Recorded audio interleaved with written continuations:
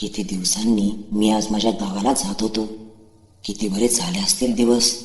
10 वर्ष सहजच, कदाचित जास्त सुद्धा झाले असतील. मुंबईला आल्यापासून वेळच मिळाला नव्हता.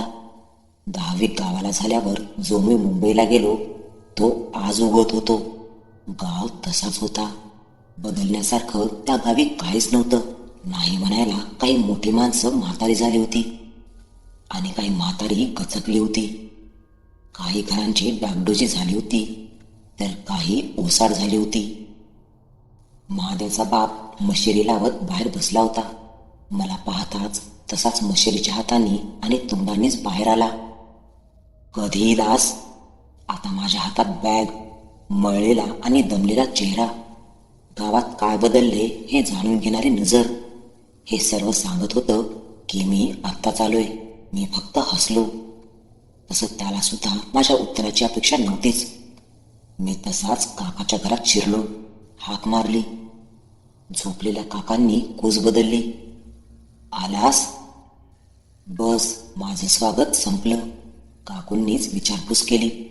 चहा पाणी दिलं. जेवणाला अवकाश होता. जरा गावात फेरफटका मारला.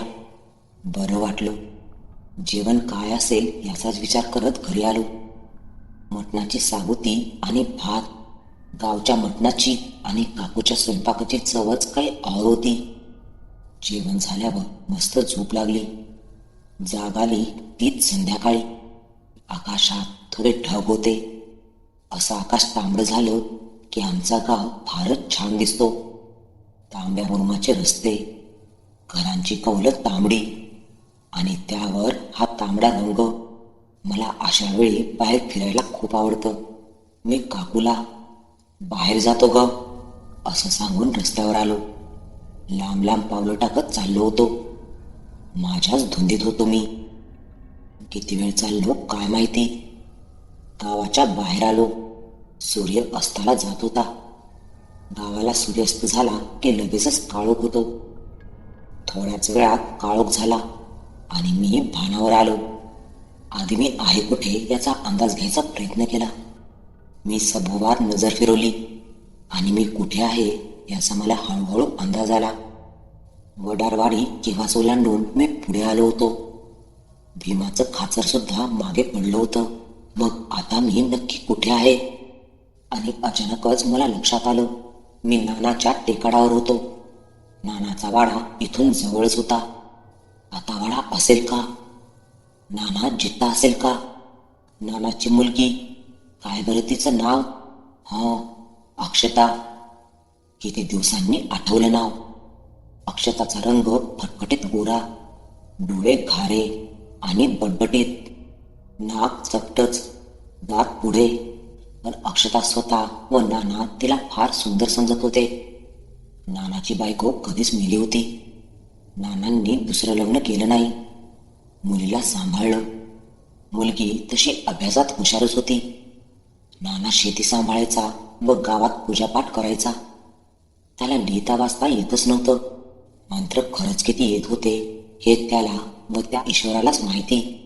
पण त्याला लोक बोलवायचे, तांदूळ व थोडे पैसे द्यायचे. नाही म्हणायला सार्वजनिक पूजेला नाना बरीच कमाई करायचा. नाना मला घरी बोलावून बोलावून थकला. मी कधीच त्याच्या घरी गेलो नव्हतो.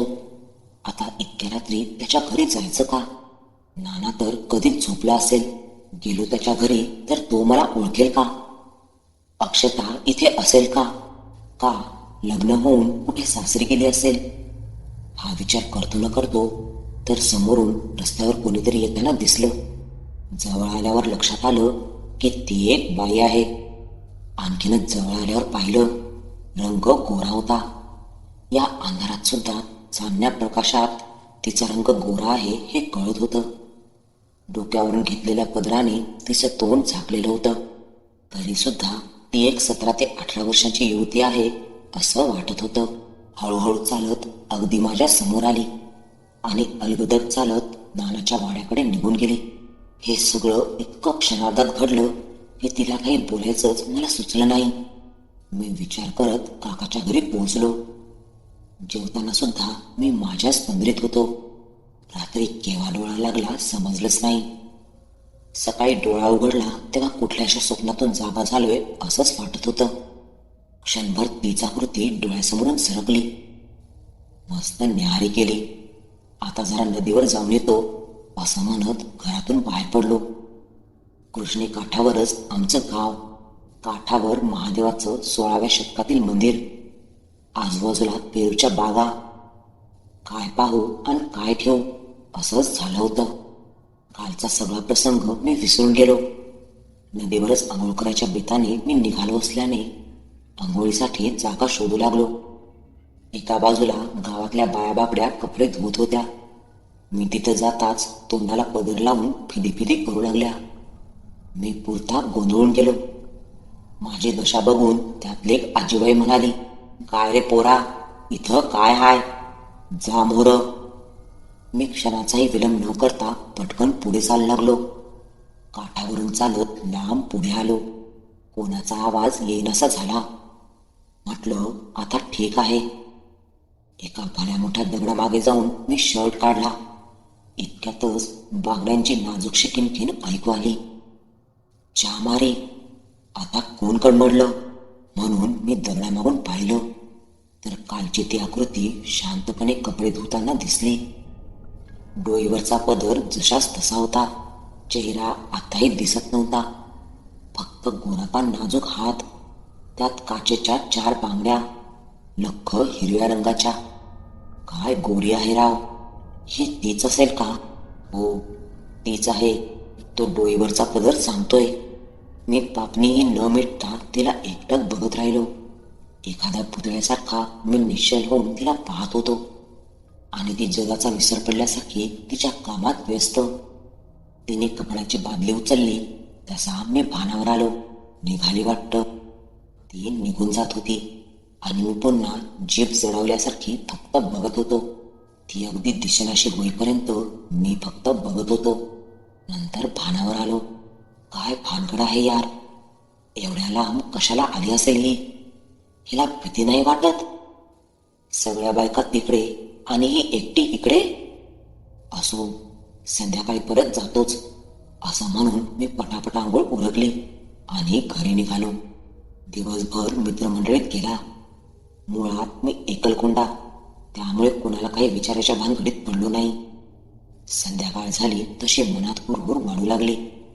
आपली लव्ह स्टोरी सत्यम शिवम सुंदरम सारखी होणार तर नाही ना, हा विचार करूनच माझं मला हसू आलं. काकूला पुन्हा मी जाऊन येतो असं सांगताच काकूने सांगितलं, इकडे ये. मी म्हणलं काय? चुलीसमोर बसलेले काकू पिठाचा गोळा हातात धरून म्हणाले, का र, आज आंघोळीला कुठशी गेला होतास? नदीवर. मी उत्तरलो, अरे येड्या, नदीवरच्या मसनवट्यात करतात काय आंघोळ? मसनवटा? मी अवाक होऊन विचारले. वय पोरा, तो शहरात जाऊन सगळं इसरलास. अरे सांभाळून राजा, हे गाव हाय, कुठं बी भटकू नगस. हो म्हणत मी बाहेर पडलो. मी तर चुकून गेलो. आणि मग ती कशी गेली तिथे? भेटू देत, आज विचारतोच असं म्हणत मी नानाच्या वाड्याकडे निघालो. तिथं अलीकडेच उभा राहिलो. किती वेळ झाला कळलंच नाही. आज येणार नाही वाटतं. पुन्हा काकू वाट बघत असेल असं म्हणून निघणार. तोच ती किनकिन पुन्हा ऐकू आली. मी वळून पाहिलं तर तीच होती. माझं हृदय धडधडू लागलं. मी म्हटलं, आता काही होऊ दे, हिला विचारणारच. ती शांतपणे चालत वाड्याच्या दिशेने चालू लागली. मी बेंबीच्या देठापासून ओरडलो, अहो थांबाल का? तशी ती जागच्या जागी स्थिरावली. मी धावत तिच्यापर्यंत गेलो. अहो, मी कालपासून तुम्हाला पाहतोय. आणि अचानकच पदराआडून आवाज आला, मी सुद्धा. म्हणजे? माझ्या शरीरातून एक हवीहवीशी कळ निघून गेली. तुम्ही मला पाहत होता? हो. मग बोलला का नाही? परक्या माणसाशी बोलायचं कसं, त्याने बोलल्याशिवाय? अहो खरंच की. बाय द वे, मी सुधीर, मुंबईला असतो. आणि तुम्ही? अक्षता. अक्षता? हो. अगं, मला ओळखलंस? हो, कधीच. मग बोलले का नाहीस ग? शाळेत काय धमाल करायचो आपण. हो, आठवतंय. कसं विसरेन. तुझं लग्न झालं नाही अजून? जाऊ दे, चल मी जाते, उशीर होतोय. जाशील ग? थोडा वेळ थांब ना, खूप बोलायचंय. नको रे, पुन्हा बोलू, असं म्हणून ती चालू लागली. मी जागेच उभा. काहीतरी आठवलं आणि मी पुन्हा तिच्या जवळ गेलो. अक्षता, एक विचारू? सगळ्या बायका जिथे कपडे धुवत होत्या तिथं न जाता तू मसनवट्यात का कपडे धुवत होतीस? आणि क्षणभर शांतता पसरली आणि ती बोलली, सुधीर, भीती जिवंत माणसांची वाटते रे. मेलेल्या जीवांची कसली आली आहे भीती? अक्षता बोलून गेली खरी, पण जे बोलली ते हृदयाचा कवळ छेदून गेली. आज घरी जाताना कमालीचा सुखावलो होतो. मनोमन उद्या पण भेटण्याची तयारी केली होती. दुसऱ्या दिवशीची संध्याकाळ कमालीची ओढ लावणारी होती. पुन्हा त्याच झाडाखाली उभा राहिलो. तिच्या बांगड्यांची किणकिण उगाचच ऐकू येत होती, ती नसताना सुद्धा. आणि पुन्हा ती आली, अगदी तशीच. मी काही न बोलता तिच्या सोबतीने चालू लागलो. काय रे, पिछा करतोयस? तसा मी जागेच उभा राहिलो. तशी ती हसायला लागली. तिचं हसणं पण किती गोड होतं. मंदिरातली घंटा लयबद्ध तालात निनाद करते अगदी तशी. तू ना अजूनही नुसतं ध्यान आहेस, ती म्हणाली. ए बाई, चेष्टा करतेस का माझी? अगं, पूर्वीचा सुधीर नाही राहिलो मी. तुला आठवतंय, 10वीला अख्ख्या वर्गात आपण दोघंच गुमसुम असायचो. सगळी मुलं तुला आणि मला चिडवायची, मला घुम्या आणि तुला. तशी ती बोलली. आवडी, हो ना? तिच्या उत्तराने मी चपापलो. लहानपणीचं काही शिल्लक राहत नसतं रे. सगळे कप्पे पुस्तकांऐवजी आठवणींनी भरून जातात. मग एक एक दिवस त्यांना वाळवी लागत जाते आणि शेवटी सगळं नाहीसं होतं. वा, छान बोलतेस ग तू. कुठे शिकलीस सगळं? मी शिकले जिथे तू शिकलास, पण तू शहरात गेलास आणि मी या गावात उरले. अक्षता खरंच छान बोलत होती. एवढ्या उशिरा कुठे जात असतेस? अरे, इथं गावात काही कामधाम उरलं नाहीये. मग जाते साताऱ्याला. तिथं एका कारखान्यात काम करते. शेवटच्या एसटीने परत येते.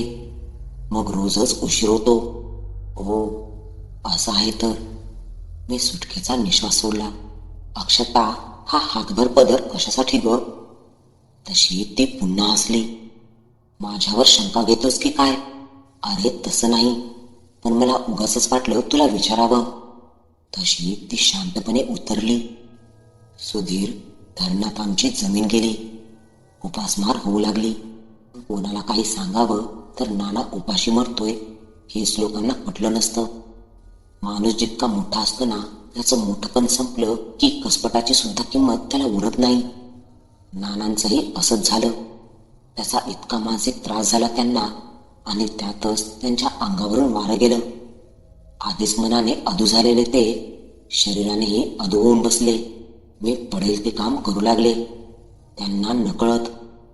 गेले 8 वर्ष झाले ते अंथरुणाला खेळून आहेत. त्यांना माझ्या लग्नाची काळजी लागून राहिली आहे. मी त्यांना वचन दिले की तुम्ही काळजी करू नका.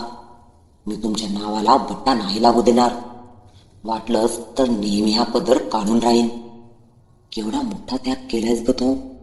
सुधीर, आई गेल्यावर नानांनी फक्त माझ्यासाठी दुसरं लग्न केलं नाही रे. आणि त्यांना एकटं टाकून मी कशी जाणार? चल, उशीर झालाय. नाना वाट पाहत असतील. चल, येते मी. मी तिला थांबवू शकलो नाही. वयाचं कॅल्क्युलेशन केलं तर ती माझ्या वयाची. मी लग्नासाठी मुली बघत होतो. तिला पाहून असं वाटलं की काही झालं तरी हिच्याशीच लग्न करायचं. पुढे माझा नित्यक्रमच होऊन गेला. संध्याकाळ झाली की वाट पाहत बसायचं. ती आली की प्रचंड गप्पा मारायच्या.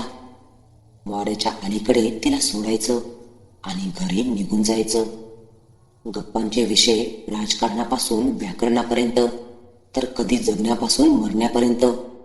ती हसायची पण अगदी मनमोकळी. कधी भांडायची सुद्धा. तू घुम्या, लक्षात ठेव, गाठ माझ्याशी आहे, असं काही बोलायची. इतक्या दिवसात मी तिचा चेहरा पाहिला पण नव्हता, तशी इच्छाही नव्हती. पण एके दिवशी अचानकच, कसा कोणास ठाऊक, तिच्या डोक्यावरचा पदर हसता हसता खाली आला.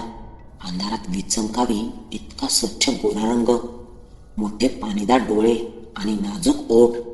अरे, हिचे दात तर पुढे होते. तिने लगबगीने पदर पुन्हा डोळेवर घेतला. नानांनी तिच्याकडून वचन का घेतलं असेल हेही लक्षात आलं. मुली किती बदलतात.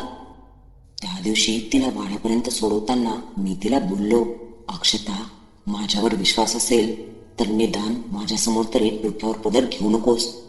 ती काही न बोलता निघून गेली. दुसऱ्या दिवशी पुन्हा आली, डोईवर पदर तसाच. मला राग आला होता. आम्ही बोलता बोलता एका ठिकाणी थांबलो. आपल्या पिशवीतून तिने एक कागद काढला. म्हणाली, सुधीर, मी की नाही एक कविता केली आहे, वाचून दाखवू? सांग सांग. बाईपणाचा ग तू किती सोसावास ताप, बाई म्हणून जगताना जरा स्वतःला तू जप. वा, छानच. पुढे ती वाचत होती. तिचा आवाज तालात पडू लागला होता. किरीर शांततेत तिचा आवाज प्रचंड गोड वाटत होता. मी तल्लीन होऊन ऐकत होतो. शेवटच्या कडव्यात तिच्या आवाजात अचानकच बदल जाणून गेला. ती जे गात होती जणू तिने ते भोगलं होतं. प्रचंड राग, संताप अशी ती ओळ होती. तुझं नाही ग कोणी इथे, सुळसुळाट लांडग्यांचा, जरा जपून दिवानी. मी तिला शांत करत म्हणालो, बस बस बाई, तुला पदर काढायला नाही सांगणार ग. तशी ती खळखळून हसली. दिवस जात होते. मुंबईला परतू वाटत नव्हते. आता मुलगी बघण्याचे कार्यक्रम रद्द. लग्न करायचं तर हिच्याशीच, पण त्यापूर्वी तिलाच विचारणं गरजेचं होतं. नानांचा इलाज पण करायचं ठरवलं होतं. हे प्राजक्ताचं फूल मला गावाच्या उन्हात करपू द्यायचं नव्हतं. गेले 10 दिवस आम्ही रोज भेटत होतो. माझी 15 दिवसांची रजा लवकरच संपणार होती. त्यापूर्वी तिला मागणी घालायची असं मी ठरवलं. तिची नोकरी, तिचं अपरात्री येणं, सगळं बंद करायचं आणि लग्न करून तिला खूप सुखी ठेवायचं. बाकी कोणताच विचार डोक्यात येत नव्हता. काकूला एवढ्या लवकर सांगणं रास्त वाटत नव्हतं. दुसऱ्या दिवशी तिची सुट्टी होती, म्हणून आज खूप वेळ थांबायचं असं मी ठरवलं होतं. तिला सांगितलंही होतं की 2 दिवसात मी परत जाणार आहे. तत्पूर्वी तू मला वेळ द्यायला हवा, आणि तिने ते मान्यही केलं. ती आली, नेहमी सारखेच. चल ना, कुठेतरी बसूया निवांत, मी म्हणालो. कुठे बसणार रे? कोणी पाहिलं तर उगीच सगळ्या गावात दवंडी पिटेल की अक्षीने घुम्याला येडं केलंय म्हणून, असं म्हणत ती हसू लागली. असं होय, मग तूच सांग, कुठे जायचंय? मी अधीरतेने विचारलं. एक काम करूयात, डोंगरावर जाऊयात, तिथं नाही येत कोणी, असं म्हणत आम्ही निघालो. आमच्या गावचा डोंगर, सगळ्यांची गुरढोरं यानेच पोचली होती. लहानपणी खास करवंद आणि चुलीसाठी फाट्या आणायला आम्ही जात असू. हा डोंगर चढून गेलो की कास पठार लागायचा. लोक लांबून येथे पर्यटनासाठी येत असत. पूर्वी लोक एसटीची सोय होईपर्यंत हा डोंगर चढून पलीकडे जात असत. गेल्या 10 वर्षात बराच खंड पडल्यामुळे मी डोंगराच्या वाटा विसरून गेलो, पण ती अगदी सराईताप्रमाणे चालत होती. नुकताच वळवाचा पाऊस येऊन गेला होता, त्यामुळे काही ठिकाणी पाय घसरत होते. लख्ख चांदणं होतं. अगदी स्वच्छ दिसत होतं सगळं. अक्षताची अखंड बडबड चालू होती. बोलता बोलता पण किती भरभर चालतेही. कुठे धाप नाही, श्वास सुद्धा घेत नव्हती. मी मात्र थकून गेलो होतो. हे माझी आई, बस कर, कुठे नेतेस मला, मी दमलो, असं म्हणत मी तिथेच एका दगडावर बसलो. मागे फिरून बघितलं तर गाव बरंच लांब राहिलं होतं. मंदिरातील घंटा कोणीतरी वाजवला आणि त्याचा आवाज आसमंती घुमत होता. सगळीकडे शांतता होती. काय बघतोयस? तिचा आवाज आला.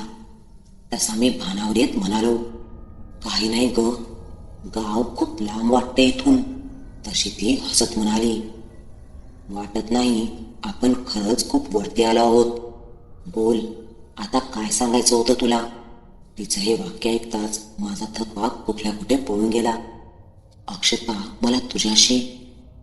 तसं माझं वाक्य अर्धवट तोडत ती म्हणाली, लग्न करायचंय. हो ना? मी लाजत हो म्हणालो. अरे घुम्या, मी केव्हाच ओळखलं होतं. असं म्हणून ती बोलू लागली, मला सगळं काही माहिती होतं आणि असतं सुद्धा. तुझ्या मनातले सगळे बेत मला ठाऊक आहेत. पण तुला माहिती आहे का माझ्याबद्दल? मी मानेनेच नाही म्हणलं. घुम्या, तू वेडा आहेस रे.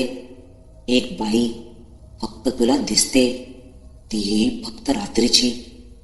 फक्त तुझ्याशी बोलते, स्मशानात कपडे धुते, 5 वर्षांपूर्वी मरून पडलेल्या नानाची देखभाल करते आणि आज पौर्णिमेच्या रात्री तुला डोंगरावर आणते. तुला तिची चौकशी करावी नाही वाटली का रे? किती रे बाईल बेडा तू. म्हणजे एव्हाना माझं सारं अवसान गळून गेलं होतं. तिने गायला सुरुवात केली होती. बाईपणाचा तू किती सोसावास ताप. मला सुचेना काय करावं. पळून जायला सुद्धा पायात रान नव्हते. तिचं गाणं प्रचंड बेसूर झालं. देवा वाचव, मी मनोमन प्रार्थना करत होतो. चल पुढं. मी मानेनेच नाही म्हणालो. तशी ती माझ्या समोर उभी राहिली. तिचा पदर पडला. पुढे आलेले दात आणि बसकं नाक, पांढराफट चेहरा, किती भयानक दिसत होती ती. मी कच्चे डोळे मिटून घेतले. आई बाबा, माफ करा, मी आता जगणार नाही. इतक्यातच, ओय सुधीरा, आवाज दे लेकरा, कुठशी आहेस? अशी हाक ऐकू आली. काका, म्हणजे काका आले. मी सर्व शक्तीनिशी आवाज दिला आणि खाली पळत सुटलो. माझ्या मागे ती किंचाळ घेत होती. सुधीर, जाऊ नकोस, मी तुला सोडणार नाही. गाठ माझ्याशी आहे. खालून गावातले लोक आणि काका माझ्याकडे येत होते. एका ठिकाणापासून तिचा आवाज येणं बंद झालं. काका दिसताच मी ग्लानी येऊन त्यांच्या पायाजवळ पडलो.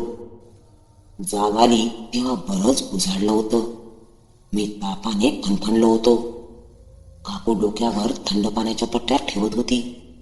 अख्खं घर बाया बाकड्यांनी भरलं होतं. मी शुद्धीवर येताच काकू सांगू लागली, अरे लेकरा, एकदा तरी बोलायचं होतं रे मला. मी सांगितलं असतं नवं तुला.